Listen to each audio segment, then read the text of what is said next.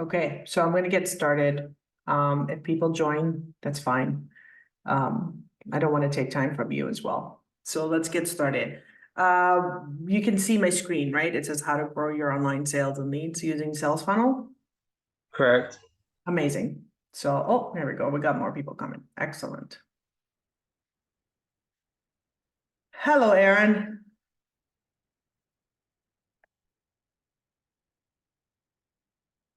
Hey, let's get started, guys. And if anybody else joins, we're just going to let them in. So today we're going to talk about, oh, there we go. We got more people. Wonderful. We're going to talk about how to grow your online sales and leads using sales funnels. I'm going to stop my video so there's no interruption in this presentation for you guys. Okay, so my name is Miriam Golubgir. I have 18 years of experience in digital marketing. I have been in telecommunication, e-commerce, IPTV, AI development, and broadband and renewable energy, along with financial industries in the past 18 years. And 10 years ago, I started my own agency, and we focus on digital marketing strategies, web development, search engine marketing and optimization, and online advertising.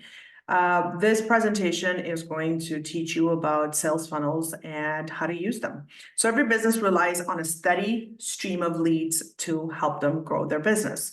So how do we do this? We use this thing called a sales funnel. What's a sales funnel? Sales funnel is the step someone needs to take to become your customer, whether you have a brick and mortar store or an online, or you sell your products online. In both scenarios, sales funnels apply to you. Let me just do this. Here we go. There we go. Okay, so what does a sales funnel look like? Well, there's a top piece of the sales funnel. This is where you use marketing strategies to kind of attract the prospects to your business and kind of tell them who you are and what you're about. If you have a physical store, you advertise. And if you have a website, you create landing pages so they can come to that particular landing page. Then that sales funnel has a middle section. That middle section is it's all the elements that you use in your sales cycle before you sell. So this could be if they're coming to your store, you kind of let them try the clothes on. If you have a website, you want them to read about your products and the benefits your products have and how it helps them. The bottom of the sales funnel is always the final purchase. This is when the customer pays you for the product at the checkout or on your website. They give you the credit card information, they complete a transaction. And so whether you're so before you get started, there's 4 stages to any sales funnel. So beside the top, the middle, the bottom, where it's just the fundamental of how it works, there's 4 stages to every sales funnel. The beginning stage is the awareness. This is where you tell people about your business, what you're about. You want to learn, and you want people to learn about your brand, whether it's on social media or they hear it from friends and family. That's creating an awareness towards your products and services. Interest stage is the stage where the person that you want to sell to, the prospect, now knows about your company and your brand and your products and services. And this is it's kind of crucial to use a content strategy to create an excellent content to kind of inform and educate them about what it is that you want to sell. You also don't want to over-educate them or under-educate them. You don't want to give up too much information or too little, but enough for them to be intrigued to go into the decision-making stage of the funnel. This is when they decide, I want to buy this product or I don't want to buy this product, and they want to make that final purchase. Now, the action piece is when they decide that, yes, I want to work with this company and I want to buy their products. I've already done my price comparison and I know which packages works for me and what are the best options. At this point, I'm going to give them my credit card number or put my email address in so that I can get more information about this particular company. Now, all of these stages, in reality, you only have 30 seconds to persuade this end user to become your customer. In that 30 seconds, you gotta give them as much information about your business that is not too much or too little, Make it easy for them to make that decision and make that action very easy for them to complete, okay? Here are some of the basics of how to build a sales funnel. The first thing is, if a majority of you are here because you have an online business, whether it's a product-based or service-based, this is more of something that's designed for the online world. So we're going to put aside the brick and mortar and we're going to talk about online. On an online platform, the first thing you need is a landing page. A landing page could be a page of your existing website, or it could be a separate page that you've created. Now, both options are good options. I prefer your website because when they're on your website, what happens is when they land on this page and they read the information and they're happy with it, then they can move around your website and go to different sections of your website. So having a landing page is great, but try to use the one that's on your website. So this landing page is where they come in to learn about your products and services. And a lot of the times you kind of want them to complete an action. So let's say if you want them to read about your products and then, enroll and provide you with an email address so that you can contact them and give them more information about your services. Or if you want them to buy a product, you want to give them a good call to action. So you want to have a link that goes into that area where you want them to finalize that action. What I would recommend is, if you want a call to action to be completed, to not get the customer or the end user to move around and have to go to another page. Complete that call to action right on that page that you're sending them to. So if they're in this landing page, put a form, let them fill up the form if you want their email address or telephone number. Don't send them anywhere else. Keep them here. So your landing page also has to describe what your services and the benefits of using services or products are right on this page. Make it concise, make it sweet, make it to the point so they can get everything they want with one glance. Remember, you only have 30 seconds to convince this person that you're the person or the company that they need to work with. If you want them to download a form or download an ebook or sign up for a webinar, put the link there, make it happen on this exact same page. This is your opportunity to impress this person. So make it compelling and fast and easy to use. You want to offer them something. Now, a lot of times people think that, what am I going to offer? What do I have to offer? Well, the offer doesn't have to be, a discount on a particular product. It's great if you can give a discount, if you can give free shipping, if you can give, a discount on a particular product, go ahead and do that. But you can also get away with like a free ebook or a white paper or anything that's downloadable that's an incentive to them, that helps them along the way in their decision-making pattern. So I'll use an example. If you own a mortgage company, you can't give away a free mortgage to anybody. But what you can do is you can provide them with a bit of a stats about how the market is doing. You can provide them with a bit of an information about certain areas that are trending higher, or a bit of information about how the banking system works and how they can, maybe pay less on their mortgage or pay less interest on their mortgage. So anything that can give this person something of a value, please do. These prospects, if they're on your page long enough and they requested the ebook or tried to purchase a product and they're spending a bit of time, they're showing interest. And if they're providing you with an email address, what you really want to do is you want to nurture that lead and continuously talk to them through that email address. Emailing is a very powerful tool. It works. You don't want to overdo it or underdo it. You don't want to pester them and frequently send them emails, because then they're going to get turned off. But you also want to give them enough information that's valuable to them. So the nurture part, it makes sense to create a bit of a plan around how am I going to nurture this client. If I'm getting them, am I going to send them one email a week? What am I going to put that email? How am I going to keep them not bored and excited to get emails from me? And get them to continuously talk to us back. So if we're sending an email, the purpose of the email is to keep them happy enough to want to talk to us. So what is that plan of the nurture looks like? The last piece of this is to close a deal, right? So we all want to close the deal. Make your best offer to this customer. What are you going to offer them that makes you better than your competitors, where they want to work with you and give you that email address, buy that product from you, and move on and become a full-fledged customer for you. There's a piece called keeping the process going. So this is where at some point in the sales funnel, the prospect has either become a customer or has decided not to purchase. So there's only two ways to this. So in either case, you should continue to communicate with them and build relationships. Building this relationship, there's 2 points to it. So if the prospect becomes a customer, you want to build a relationship to educate them and tell them more about your products and services and engage them regularly to build that loyalty and offer them services or incentives that sets you apart from competitors. If they have not made a purchase, whether it's your services or your products, this is when you want to continue to work on converting this person into becoming a customer. Perfect example, there's a makeup line called El Maquillage.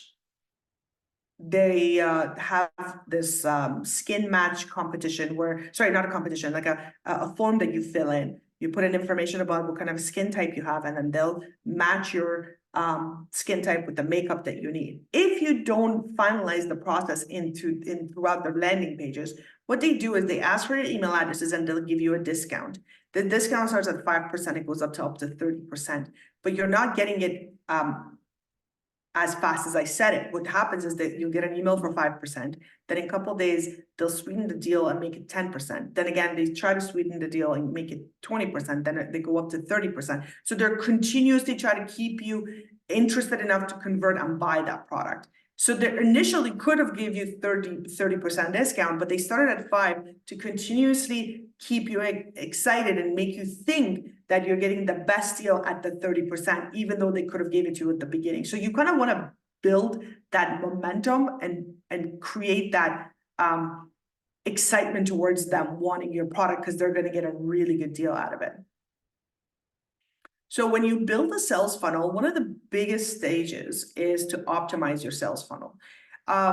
Whether you're selling through that sales funnel or not, if you're not selling it, then there's the bottleneck. So you want to fix and figure out what the problems are. But if you are selling it, you kind of want to improve on that page and increase your, improve and increase your sales on this particular landing page that you created. So what would work is kind of evaluate your top of the funnel. That's where the information, the content that you're providing to the end user. You want to make sure that you capture enough prospect with the initial content that you're giving them. Maybe what you're saying is not so up to, there's a chat. Would you have a different sales funnel for different processes, or would you typically have one funnel that encompasses everything? I recommend having different sales funnels for different processes. However, what I also do recommend is to set up an A/B testing. So an A/B testing is when you create two different funnels, and it could be two different landing pages of your website. One will have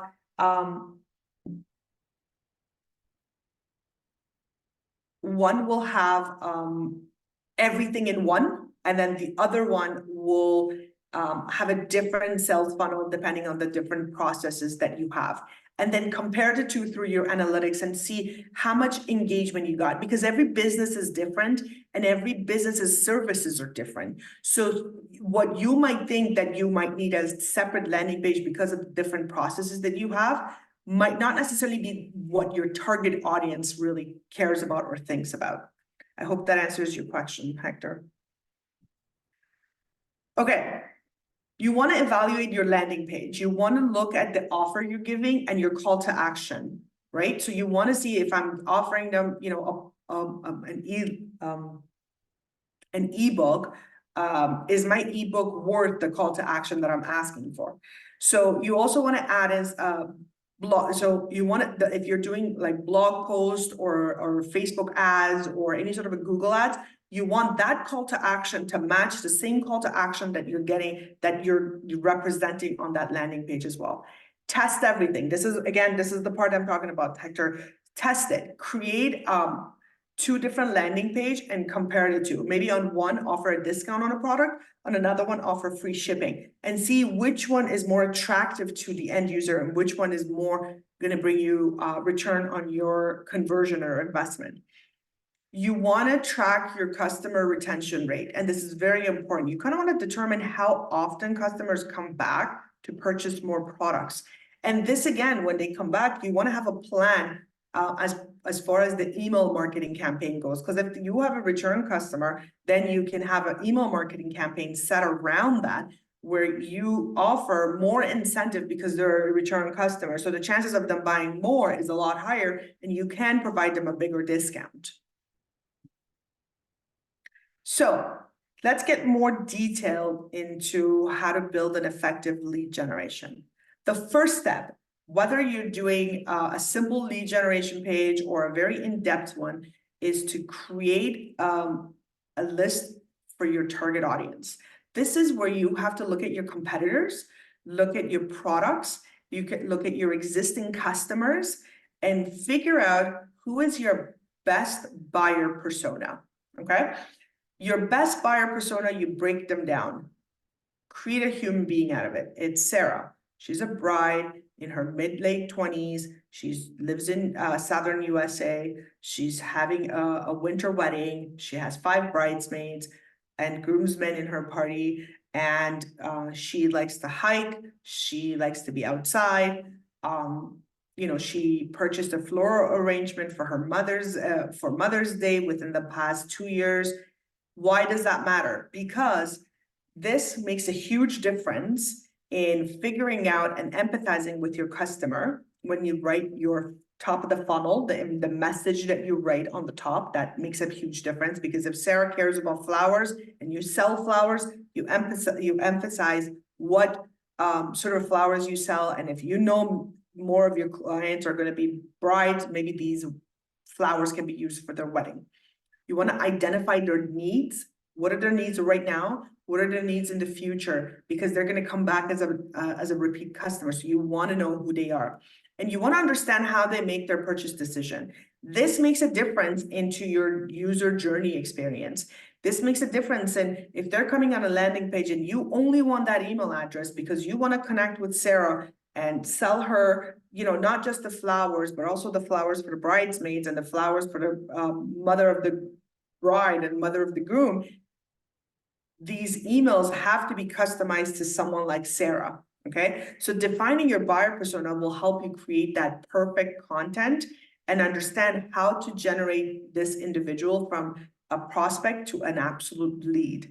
And this lead is going to bring you more traffic because she or he is going to go and tell somebody else about your business, and they're becoming a referral source for your business as well. So you want to identify who's that perfect client.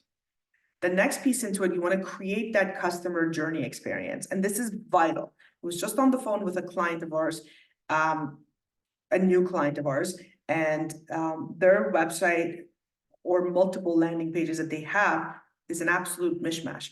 Everything is placed everywhere. They don't know if what the customer journey looks like. They don't know where the customer is coming from. They don't know how long they're going to be spending time on the page.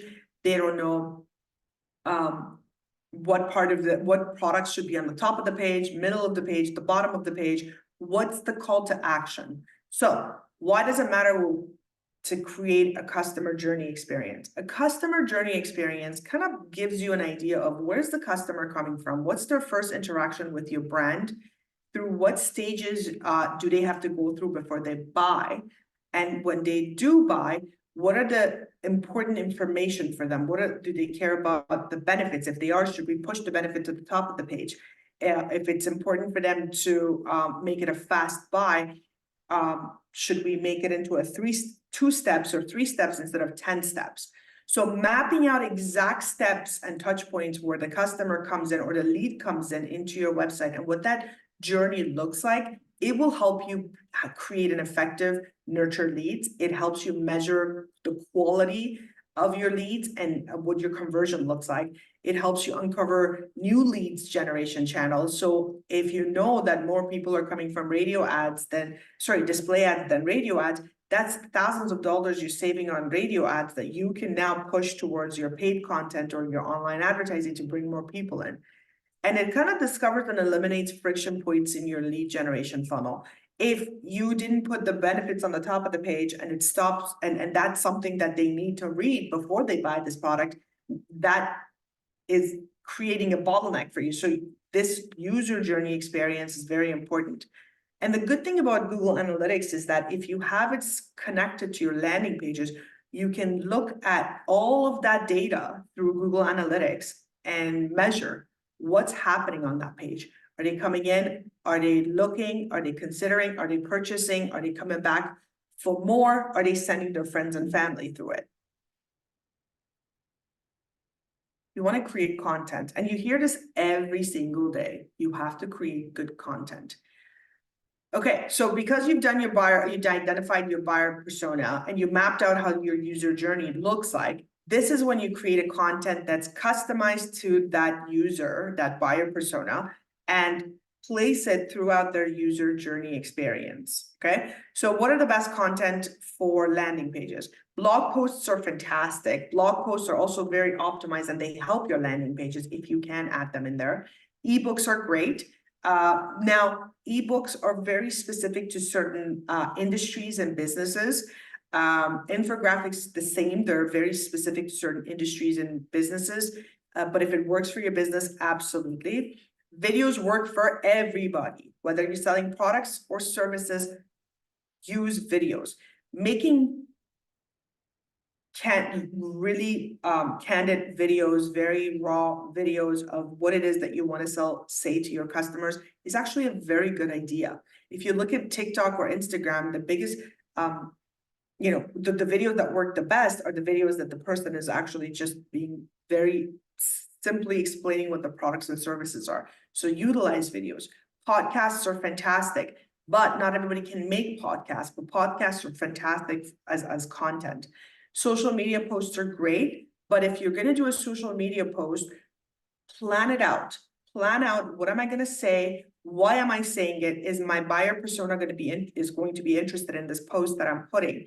If I put this post out, what's the objective? Am I bringing them to buy something, or am I asking for an email address? And that's vital. Create webinars. Do what I did. I understand something better than a couple of my other people that are out there. I made a presentation out of it and I'm presenting it in a webinar format. Create case studies. If you worked on a project that works to the benefit of the user, if you, let's say, have a mortgage, if you're a mortgage broker and you did a tough mortgage for someone who was in a bind and you think others are in the same, or your perfect buyer persona is in the same boat as this individual, make it into a case study, talk about it. We talked about this before. You want to drive traffic to your sales funnel. And again, this goes back to creating that,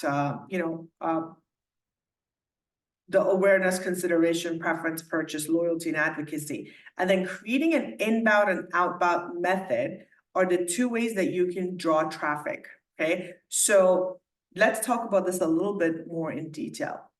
So what's an inbound lead generation? So the inbound lead generation kind of involves creating digital asset that attracts customer back in. So something like organic search, this is where we use search engine optimization to bring people organically to our landing page. You can use keywords in your content. You can incorporate search intent, search or user intent in your content. You can build backlinks to your blog post or similar posts or similar sites that you have. You can create a positive user experience through your website, and we call that UX. This is that user journey experience where we kind of look at how are they coming onto the website and how well can they go throughout the website to get to where they want to go. The second piece is using paid advertising. This is where you create ads, whether it's text ads, search ads, or video ads for YouTube or Google or Bing, or you do social media ads, Facebook, LinkedIn, Instagram, and etc. So these ads are the inbound lead generation because you're creating digital assets to bring them back to the website, and they work to the landing page, and they work very very well. But make sure that the ads that you're creating or the keywords that you're using from the organic search are 100% related to the sales funnel that you've created, okay? Social media for lead generation is another really powerful tool.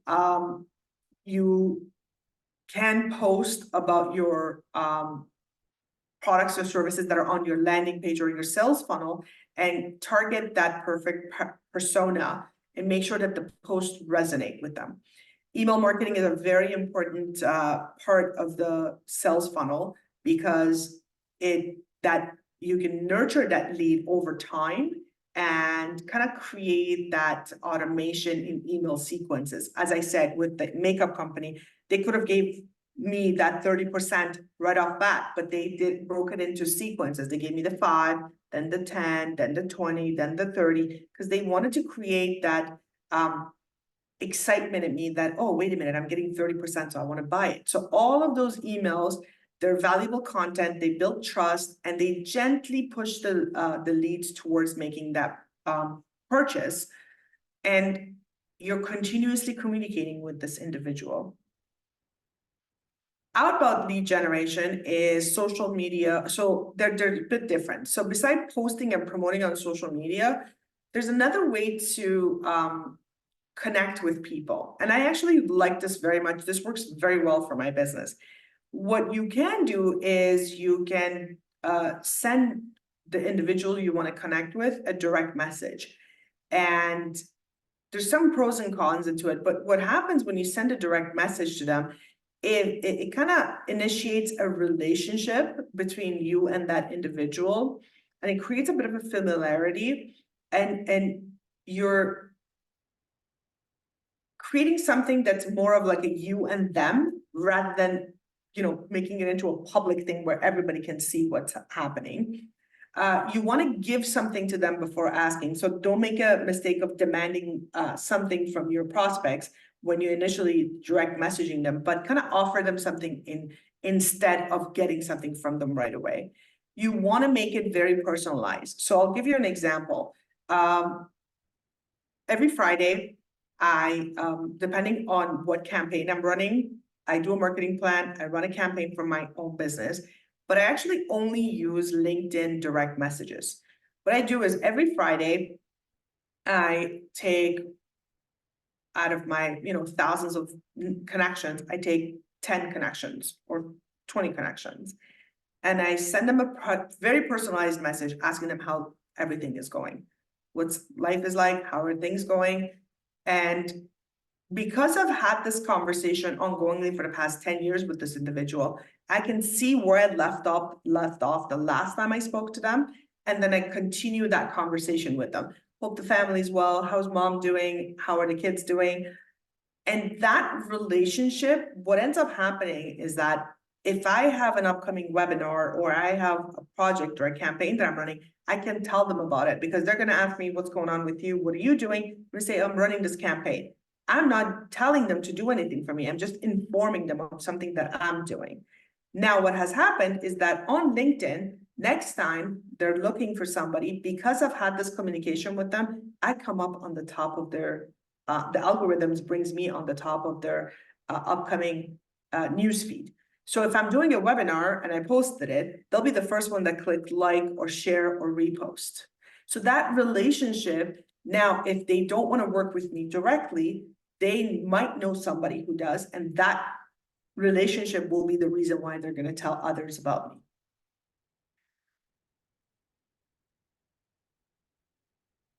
Once you've created that funnel, the sales funnel, and you're generating leads and everything's going well, you want to build a database. So if you created this irresistible offer and lead magnet to, to your target audience, and you promoted your leads, and you organically paid for, you organically optimized it, and you paid for it. Now your target audience have signed up and they're ready to work with you. What do we do with it? Well, we got to create a CRM, because what we want to do is we want to take that information, we want to segment our audiences into different lists so we can communicate with them differently. And then we want to centralize that management of your sales pipe And we also want to create a way to boost this converted lead into a customer. And a CRM allows you to do that. So if you already have a CRM, if you're using Zoho, Salesforce, or HubSpot, that's fantastic. Put your leads into it and kind of manage what stage of the leads these individuals are. So have you had the opportunity to talk to them? Have you provided them with a quote? Are they now a customer? What sort of a biweekly report you're giving them? What sort of a tracking you're giving them? And what's the quality of this lead as well? So when you have a CRM, you can put all of this information in there and build that massive database. The whole purpose of a sales funnel is to create this database of potential leads that can eventually become sales, and from there, they become a repeat customer for us. One thing you should put a lot of effort in is to focus on your conversion rate optimization. So even if your lead generation funnel is performing super well and we're happy with it, there's always room for improvement. And through a conversion rate optimization, it will help you continuously work on this the sales funnel and grow it as much as you can. So how are we going to do this? So what we're going to do is we're going to leverage the data. Again, your data comes from your database that you created and put everything in there. You want to analyze your funnels and use that data to kind of identify what did they drop along the way? Where are the bottlenecks where the customer didn't finalize, working with me, or that lead didn't come into fruition.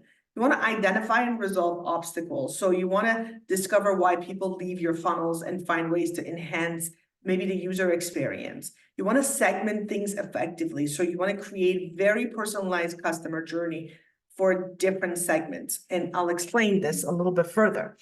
I have multiple segments set up to my business. I have a segment for our ad clients. I have another segment for our web development clients. I have another segment for our webinar attendees. I have another. So each segment is different, but I have to personalize that journey, the customer journey for each one of them separately, because someone who's here looking for a web development from us, they will eventually might want to work with us for online advertising and Google ads and Bing ads and Facebook ads, but they haven't got there yet. So if I'm keeping them in the web development, and that the web development segment has other opportunities down the line for me, then I want to make sure that I'm personalizing that just for that web development.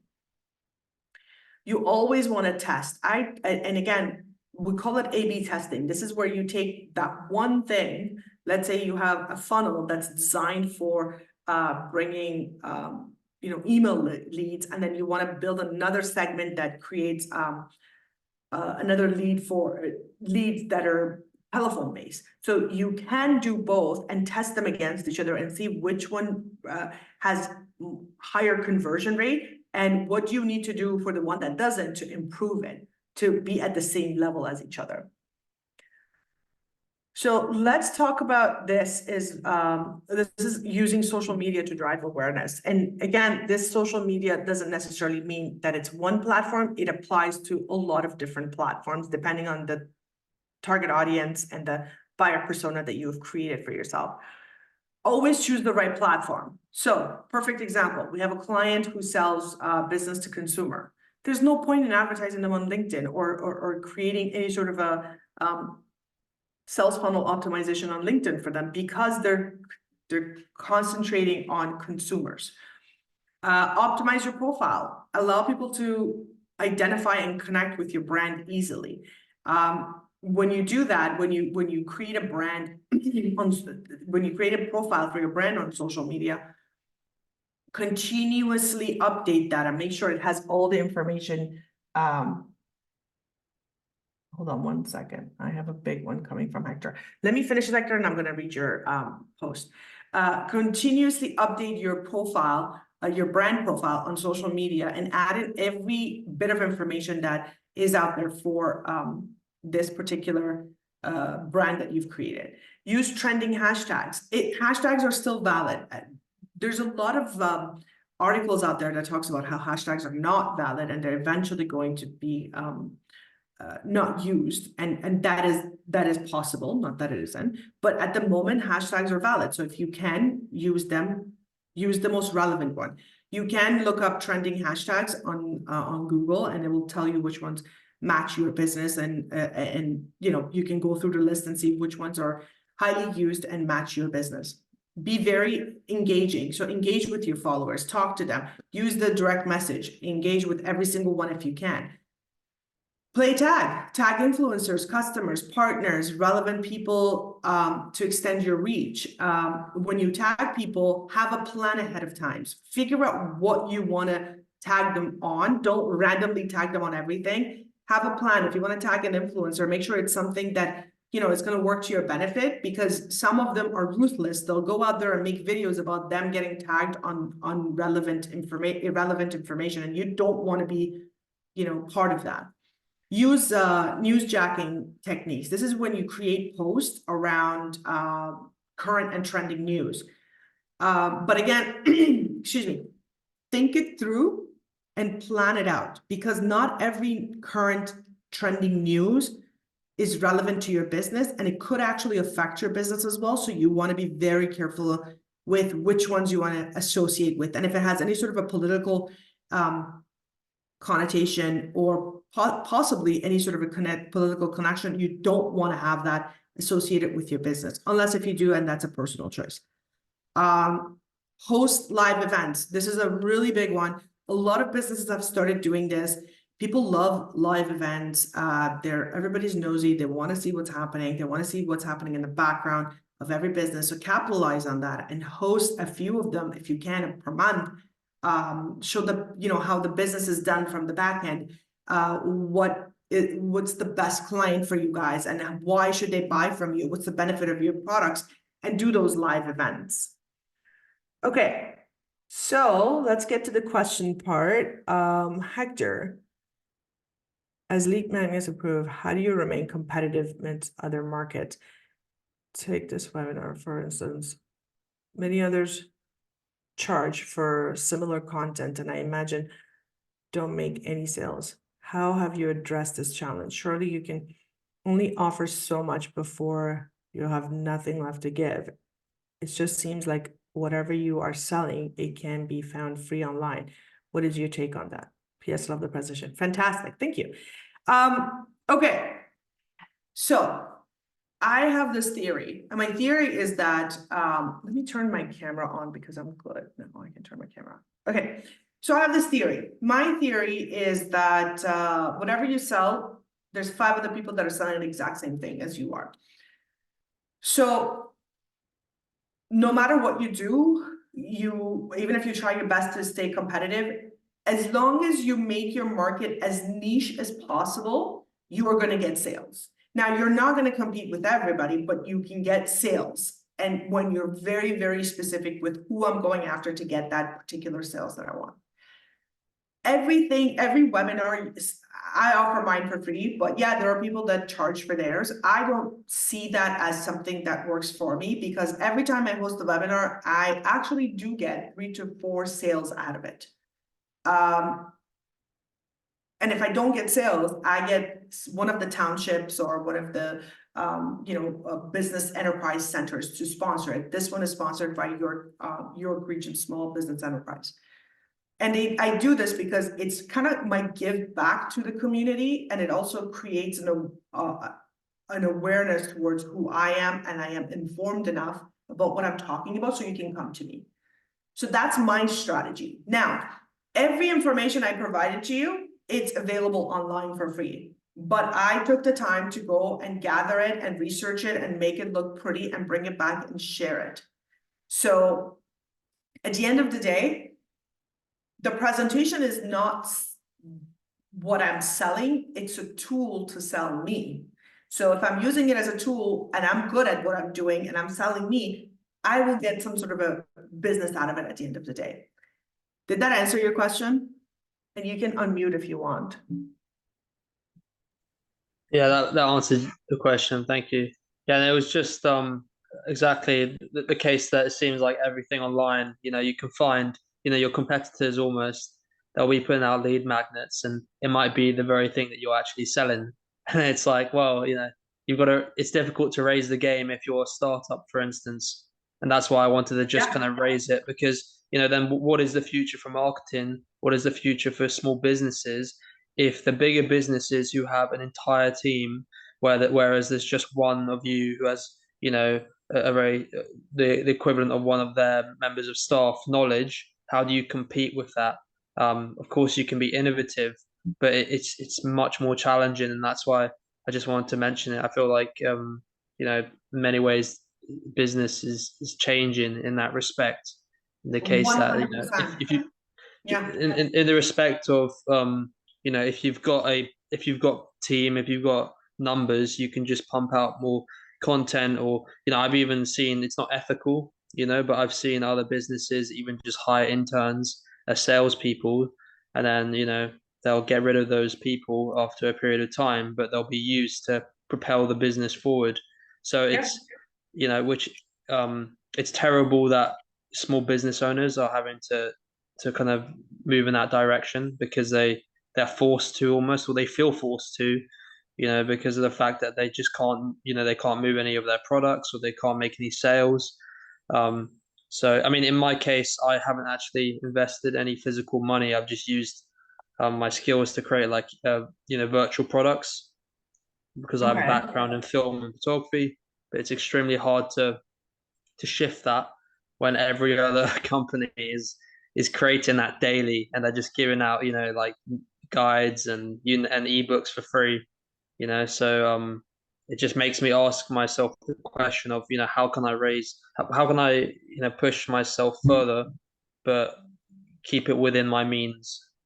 So you're a content creator, correct? I studied that at university, and then I'm kind of self-taught in marketing, and I've been doing that over the past year. Did like a small government-funded course, but that's as far as my knowledge goes. So, I creeped your page and I'm looking at your Instagram right now. And it's very sports driven, correct? Correct. Okay. This is a huge market that you can reach. Did you know that? Like, Yeah, I did. this alone, what am I looking at? I'm looking at cricket. No, is it cricket? I see. It's polo. Yeah, there's a bunch of sports, and they got lacrosse, I think. Is that a lacrosse? Yeah, polo. Polo. Okay, it's polo. Okay. There's, okay. If you're gonna do any sort of so build a plan, a marketing plan. And as part of your marketing plan, focus on, I have something for you. I'm gonna put my email into this chat bot. Send me a quick email so I have your email address. How do I find the chat bot? Hold on. For someone who does this for a living, I am inept when it comes. Oh, here we go, chat bot. I'm gonna put my email address in here. Send me an email. I have something that I'm gonna send your way. It might be worth your while. And where are you located? I'm in the UK, outside of London. Okay. I'm gonna send you something, and it's just it's a marketing strategy we did for a content creator that was working with CrossFit gyms, with high altitude gyms, and prepping people for competitions. I think this will be of use to you.